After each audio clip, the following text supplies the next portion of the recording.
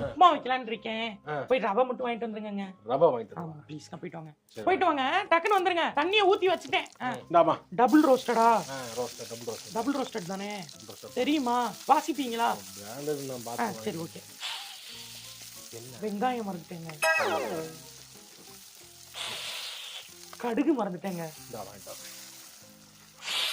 கருவேப்பிலை மறந்துட்டேங்க. கருவேப்பிலை எல்லாம் பண்ணலாமா? இல்லங்க, கருவேப்பிலை தாங்க அந்த உப்புமாவுக்கே டேஸ்ட். அப்படியே மறந்தேன். கறி லீவ்ஸ் தான். அப்படியே மறந்தேங்கற நானு. என்ன என்ன மறந்த? இவாரு உப்புமா நீ பாத்துக்கியா? பாத்துறீங்க. உப்புமாக்கு தேவை தக்காளி, வெங்காயம், கருவேப்பிலை, ரவை எல்லாம் தேவை. எதுவுமே இல்லாம உப்புமா செய்யறேன்னு வந்து நிக்கடி.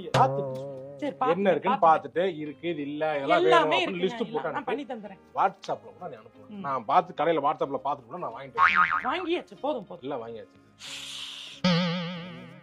இல்லங்க, எனக்கு புரியல. ஏதோ ஒன்னு மறந்தேன். அது என்னங்கறத